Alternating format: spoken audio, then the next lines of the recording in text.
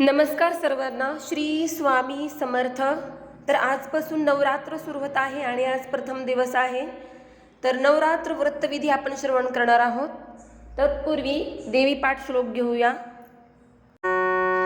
मला बुद्धी ना ज्ञान काहीच नाही, नसे धारणा योग तोहीण काही, न भक्ती तशी मंत्र विद्या ही काही, तुझ्या वीण आंबेन जाणच काही, शरीरास भोगादी होणार आहे, तयाची क्षिती मी कदापि न पाहे, देह धारणा साध्य हो कशी, तुझ्या वीण आंबेन जाणच काही, तुझ्या कारणे देह दुःखीत झाला, बसावे गमे जाऊनी काननाला, सुचेना मला बुद्धी आणिक काही,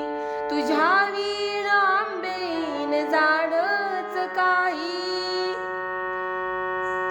मला संगती सज्जनाची असू दे, मला स्वार्थ चिंता कदापि नसू दे, मला देरती तत्वपदाची सदाही, तुझ्या वीण आंबेन जाणच काही, तुझे नाम वाचे सदा वावरावे, स्वरूपी तुझ्या मानसी म्या रमावे, नसे मागणे यावरावी न काही, तुझ्या वीण आंबेन जाणच काही, तुझ्या वीण आंबेन जाणच काही.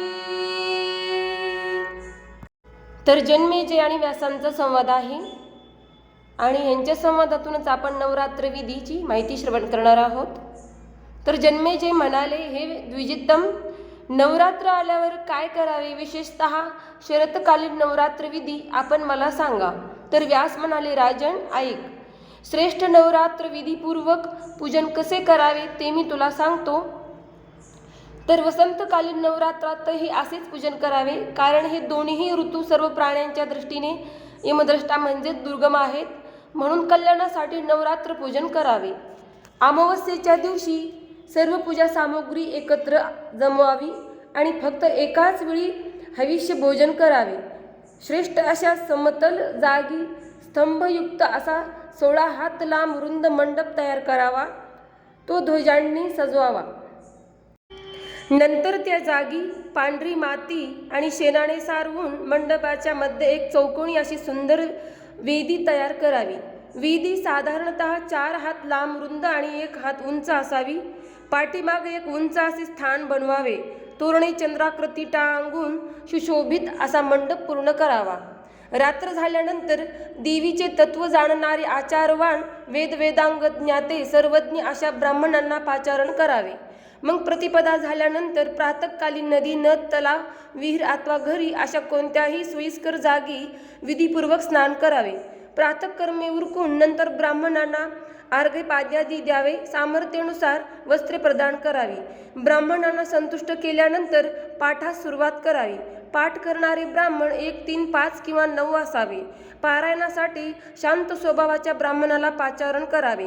प्रथम वेदविद्वानाने स्वस्ती वाचन करावे.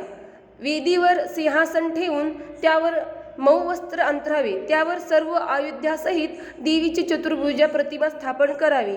ती प्रतिमा सौम्य रत्नभूषणाने युक्त, मुक्ताहाराने सुशोभित, दिव्य वस्त्राने विभूषित, सर्व गुण लक्षणाने युक्त अशी असावी. किंवा सिंहावर आरूढ अशी शंख, चक्र, गदा, पद्मधारिणी चतुर्भुज असावी. किंवा 18 पूजा असलेली सनातनी देवी असावी. प्रतिमा नसेल तर वेदीवर नवार्ण मंत्राने युक्त दुर्गा यंत्राची स्थापना करावी. पीठपूजेकरिता वेदीच्या दक्षिणेला कलश स्थापित करावा. तो कलश पंच पल्लवाणी संपन्न आणि वेदमंत्रांनी सुसंस्कृत करावा. त्यात श्रेष्ठ असे तीर्थ जल भरावे. एखादे रत्न किंवा सुवर्णही त्यात ठेवावे. मंगलाचरणासाठी गायन वादनाची व्यवस्था करावी. स्तंभ नक्षत्राने युक्त असलेल्या प्रतिपदेला केलेले पूजन श्रेष्ठ मानले गेले आहे. प्रथम संकल्प आणि नंतर देवीचे पूजन करावे. शक्य असल्यास त्या दिवशी उपवास करावा, नाहीतर रात्रीच फक्त भोजन करावे. पूजा करण्याआधी देवीला निवेदन करावे. हे जगदंबे, मी श्रेष्ठ नवरात्र व्रत करते. तू ह्या कार्यास मला मदत कर. व्रतकाली नियमपालन करावे. विधिवत मंत्रोच्चारण बरोबर पूजन करावे. चंदन, आगर, कर्पूर, सुगंधी पुष्पे, मंदार, करंडा, अशोक, मोगरा, करवीर, मालती, ब्राह्मणी यातील मिळतील ते फुले तसेच बेलपत्र व्हावे. धूप दीप विधानपूर्वक अर्पित करावे. नारळ, केळी, डाळिंबे, संत्री, फणस, बेलफळ इत्यादी देवीला अर्पण करावे. नंतर भक्तिभावाने अन्नदान करावे. नेहमी जमिनीवर शयन करावे. कुमारिकांचे पूजन करावे. त्यांना वस्त्रालंकार प्रदान करून अमृतमय भोजन द्यावे. रोज एका कन्येचे पूजन किंवा रोज एक वाढीव संख्येने किंवा रोज 9 कन्याचे पूजन करावे. आपल्या कुवतीप्रमाणे दान द्यावे. धन असताना कृपणता करू नये. हे राजन, ऐक. वर्ष किंवा 2 वर्षाने कन्या कुमारिका, 3 वर्षाची कालिका, 7 वर्षाची चंडिका, 8 वर्षाची शांभवी, 9 वर्षाची दुर्गा आणि 10 वर्षाची सुभद्रा मानली जाते. 10 वर्षापुढील कन्येला पूजनासाठी वर्ज्य मानले आहे. कुमारिका पूजनाने सर्व मनोकामना पूर्ण होतात. श्रीरस्तु ह्या मंत्राने किंवा अन्य कोणत्याही देवी मंत्राने पूजन करतेवेळी स्त्रीने सुरुवात करावी. जी देवी कुमार कार्तिकेयच्या गूढ तत्वांची लीलापूर्वक रचना करते आणि ब्रह्मादी देवांना उत्पन्न करते, त्या कुमारी देवीचे मी पूजन करते. या मंत्राने कुमारिकांचे पूजन करावे. जी देवी सत्वादी गुणांची त्रिमूर्तीद्वारा नाना रूपीने असते आणि जी तिन्ही काळात व्याप्त अशी शक्ती आहे, त्या त्रिमूर्तीचे मी पूजन करते. जी सर्व प्राण्यांच्या पूर्वजन्मीच्या संचितांचे बीजारोपण करते, मी त्या रोहिणीचे पूजन करते. जर नवरात्राचे 9 दिवस पूजा करणे शक्य नसेल तर त्याने विशेषतः अष्टमीला देवीचे पूजन करावे. कारण दक्षयज्ञाचा विध्वंस करणारी भद्रकाली अष्टमीलाच प्रकट झाली होती. 9 दिवस उपवास करणे शक्य नसेल त्याने 3 दिवसच उपवास करावा. भक्तिभावाने सप्तमी, अष्टमी आणि नवमीच्या रात्री भगवती पूजन केल्याने सर्व अभिष्ट फल प्राप्त होते.